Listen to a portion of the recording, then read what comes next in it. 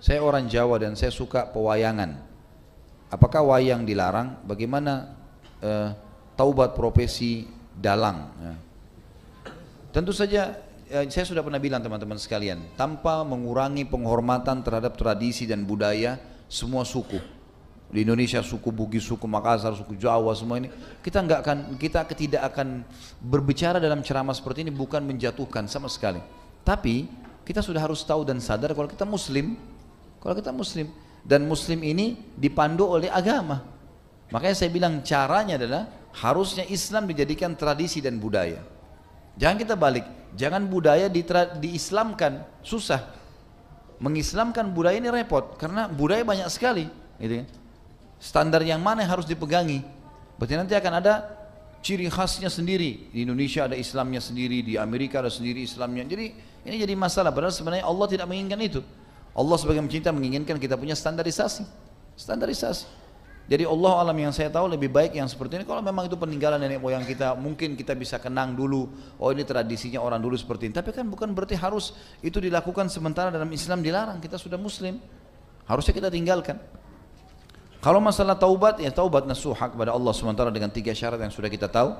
Meninggalkan dosa itu seketika, menyesal dan janji sama Allah tidak mengulanginya.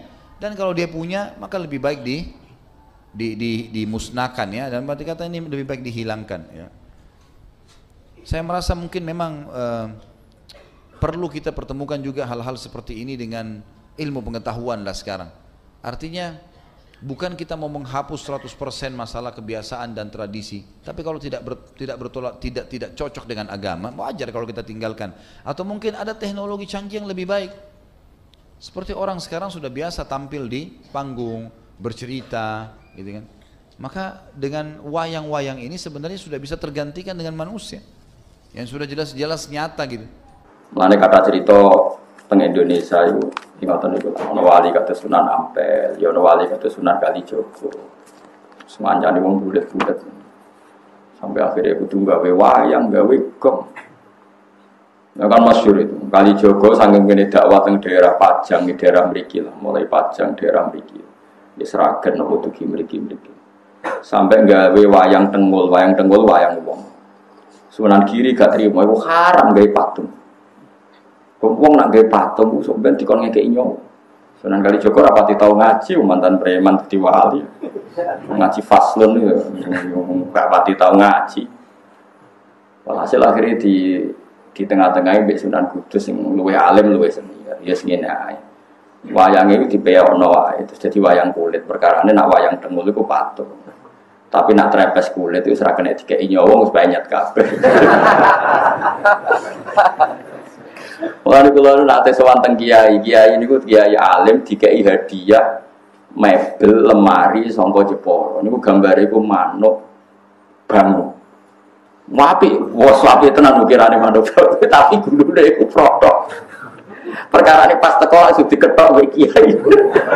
Pas gulune tok ya sithik lho diketok. Nah takok itu kok diketok ya? Mergo ben ra urip. Nak ra diketok kan nak ra diketok kan asumsine kan kono ngekeki nyawa kan nek ketok ini kan gak iso. Lah ngetok kok sithik wis mati jam. Mergo nek dibuak kabeh ukirane elek. Paham nggih? Nek dibuak kabeh yo dene yo kepengin di lemari larang dadi mau digraji ngangge graji besi cilik. Butuhe wis apa? Lah kok sithik, Mbak? Wong sithik wis mati. Wah, curang ya. Ya kok wayang kulit itu es banyak. Banyak itu urip ta mati? Mati. Nak tengul lah ijek. Wayang wong itu lah ijek fisik. Jadi mulai dhisik ku ya fikih wis diakali. Dadi ya mulane kula niku pinter ngakali fikih dhisik ya sono. Wali songo ya saged ngrekayasa apa? Ngrekayasa apa? Fikih. Ini macam iku wong. Dadi wong kudu iso ngaji. Mulane kula suwun ki sampean kudu ya pinter ngaji. Hukum niku macam-macam. Sing penting barang maksiat tetep maksiat ila yaumil kiamat. Cuma ana wong proses nobatno umat Kanjeng Nabi dengan berbagai metode. Kowe aja kecangkeman. Masyhur itu ada sahabat yang masih punya adat nyolong pamit Nabi ya Rasulullah sama wa Islam tapi jenengan ojo ngelarang kula nyolong. Dari Nabi sebenarnya sholat sing sregep. Bareng Nabi wong iku miri ada sahabat yang protes ya Rasulullah kenapa engkau enggak tegas melarang dia nyolong. Dari Nabi dawe sayanha bimaqul.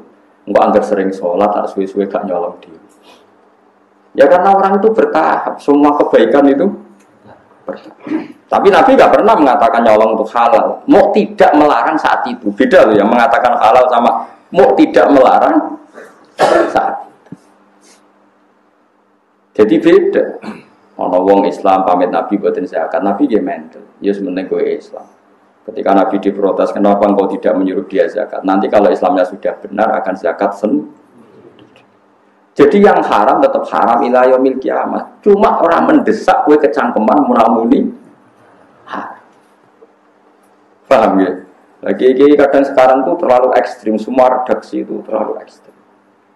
Makanya masyhur itu Rasulullah itu figur yang luar biasa. Ketika ada orang Arabi sholat dia omong-omongan. Dia omongan be kancane. Jadi pas sholat Nabi dia kenalan sama tiang putih. Oh kalau tiang mriki udah santai. Omong-omongan. Oh Pak sahabat centak bar sholat, sholat omongan rasa gitu. Tapi Nabi itu pinter. Setelah sahabat ramai itu ada, ini ya Rasulullah sholat omong-omongan.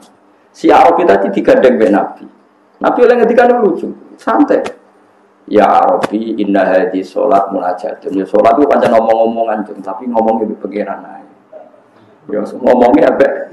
Pengiran aja. Ke sholat itu munajah ma Allah. Ya omong-omongan tapi di pengiran. Nak omongan mbek manusa ora usah. La yasuhu fiya kalamun adamiyun. Berhubung salat ngomongin mbek pangeran, ora pantes, ora layak digomongan mbek bani. Ini jawe wong Arabi tadi. Fa wa ma wajadtu mualliman ahsana min Rasulillah sallallahu alaihi wasallam. Fa wa ma ghadibani wala naharoni walan taharoni. Demi Allah, beliau tidak menyentak saya, tidak memaki-maki saya. Beliau hanya ngendikan inna di sholat munajatun la yasluhu fiya kalamun adami. Jadi Nabi ya enak wae ngendikan. Iya cuma nyen sholat itu ngomong-ngomongan, tapi ngomongnya be pengiran. Yo, jadi rasa ngomong ape. Rasa. Balik ini sholat tempat Nabi ya. Mbok mate kok sodok keren, padahal Nabi ini ngoten. Ini jenis evolusi. Jadi Nabi dia bijak, kena umatnya wis rapati apa? Yang mereka kurang ilmu, rata-rata orang bijak kurang apa? Kerengnya didhisikno. Jadi kita ini itu terus belajar, gitu. Nopo terus nopo. Meskipun hal-hal yang mungkin kita duga dulu itu kontroversi, tapi sekarang itu kelihatan penting. Saya di Matolek Kajen itu pernah disuruh jadi narasumber fikih. Itu saya bilang begini, kamu masih muda harus belajar fikih yang luas. Termasuk kemungkinan sholat jenazah itu boleh jenazahnya di belakang. Meskipun itu aneh dan tidak perlu kamu lakukan karena kamu dianggap aneh. Tapi itu zaman Imam Nawawi yang ngarang Majmu' sudah dibicarakan. Jenazah di depan itu syarat sah atau adat. Mulai dulu lama bilang hanya adat. Hakada wajadna dzalika salafan wa khulafan. Panjen kita nak nyolati jenazah, normalnya jenazah di depan. Tapi itu hanya adat. Enggak bisa kamu katakan syartus sihah syarat sah. Fa innal janazata laisat bimanzilatil imam. Karena jenazah itu tidak imam, kenapa harus di depan? Ayo kena aduh mentah kan. Saiki jenazah kok ngarep alasane opo? Ora imam kok ditakok. Ngarep. Berhubung ra imam kok buri ora apa-apa, ora imam kok kudu kok ngarep. Ya tapi ora usah mbok lakoni. Ora usah. Tapi ini tetap penting. Sekarang kelihatan penting dalam konteks Arab Saudi. Itu ada di Kitab Mahali. Saya mencari nanti di Kitab Mahali. Kitab Mahali itu di atas Kitab Fathul Wahab. Biasanya kalau dalam pondok itu kan kastanya kan Fathul Qorib, Fathul Mu'in, Fathul Wahab terus Mahali. Saya termasuk pengajar Kitab Mahali. Jadi kena bantah aku ya iso ukur ilmumu. Misalnya kena takrib Pak wis ning Mahali. Iki ora urusan sombong, nek bantah ukur dhewe mau ke takrib Fathul Mu'in, Fathul Wahab Mahali. Kena bantah ya ukur maksudnya. Ukur bar ngliwati mau. Bar ngliwati Fathul Qorib, Fathul Mu'in, Fathul Wahab bariku kowe golek aku. Ayo Gus bapak debat gak apa-apa. Itu di Kitab Mahali diterangkan Ketika seperti itu kita hanya mengatakan jenazah ya sudah di depan. Memang seperti dulu ya seperti itu jenazah di depan. Tapi kamu jangan meyakini harus di depan karena fainal jenazah laysat bimanzilatil imam. Jenazah itu tidak imam. Sekarang terbukti dalam konteks Arab Saudi. Dulu ketika saya kecil itu sering diceritani bapak saya yang haji. Kalau tiap maktubah itu ada jenazah yang dibawa ke depan untuk disolatkan di masjid haram. Paham ya? Jelas ya? Kita sepakatkan di sejarah seperti itu. Sampai ada tragedi yaitu ada senjata senapan laras panjang dibungkus ala nopo jenazah kemudian dibawa ke depan. Ketika pas disolati para teroris ini menggunakan senjata itu untuk nembaki nopo jamaah. Itu peristiwa tahun pinten ya 7 berapa 78 atau 82 pokoknya pernah itu terjadi. Pernah tahu dengar sama cerita itu. Terus sekarang di Arab Saudi tiap maktubah yang nate haji, nate umroh, tiap maktubah ada sholat jenazah enggak? Enggak, sama jawab saja. Ada kan? Sekarang loh. Ada enggak? Ada. Jenazahnya di mana? Enggak di depan apa di belakang? Di belakang, tetap di kamar jenazah. Aku tuh eling Imam Nawawi, cek mandi nih Imam Nawawi. Tapi ning Indonesia kira usah ngono. Jenazah pe gaya pisan kok ngarepe kok putus komburi. Wong Indonesia kan enggak mendesak untuk Jadi Moskow jadi model ojo lakoni dosa gede. Mesti dalam konteks Indonesia ora usah. Tapi secara ilmu kowe ngerti nek jenazah ora imam. Mulane ra kudu kok ngarep. Paham ya? Bukti lagi salat ghaib. Jogja sama Surabaya timur mana? Timur mana? Ketika Pak Hasyim kapundhut di Malang atau di Jakarta, orang Aceh boleh nggak nyolati ghaib? Kan jenazahnya di belakang. Jadi ini pentingnya ilmu. Pokoknya ilmu kamu percaya saja kalau jenazah itu tidak imam. Cuma kalau adatnya di kampung kita depan ya di depan. Ya sudah gitu aja, enggak usah. Terus gue saking gobloknya, ini syarat sah, kalau nggak begini nggak sah. Jahil anta berarti, bodoh. Paham ya? Ini biasa aja. Paham ya? Pemenang terima kepala kok, dia jari Mustafa Geger itu. Nah, sirah itu tempat di, atau beri Utara masalah saya. Biasanya di Mosoro gue. Gitu ya. Nah, ada di Mustafa aja gak terima kata saya. Nah, datang lagi sirah tengah gitu. Apa separuh? Lanang itu. Kan lanang gitu. Gitu. Oh, gitu loh. Nah, sampean lanang. Lor. Nah, teng daerah kula lor kabeh. Mriki alhamdulillah wonten lor wonten. Gitu. Nah, loro ya ora masalah. Perkara ora imam mau wis. Ya tapi sing fanatik nggih kuwat. Kulo niku wis kiai ini bolak-balik nak tengene daerah kulo nggih enak lah masih banyak orang alim. Wonten. Kulo nate nyolati jenazah sirahe ku ning lor. Keluargane kebetulan rada aneh, setuju sirahe ku ning kidul. Ya jenazah lanang. Ambek mudin tengene kulo ora trimo. Kene mulai dhisik kiai kene ku luar terus kok aneh-aneh ning kidul. Jare keluargane. Mboten kiai kulo kedadak kidul. Nah, kalau calon imamnya, kalau jaga gurih, padahal si imamnya mungkin gua. Aku harus omongnya, bontek yang kelihatan gitu, wong kulo kaul jenazah gak gurih, roh kemudian terima lor gak gitu lagi. Lalu bisa nanti jadi kusbah, pun sambil apa? Mana ada terima sholat lor gak gitu, semua jenazah gak gurih, aku roh kaulnya. Paham, menang deh. Mulanya kita bantah aku, ngenteni mau kita takrib, mungkin.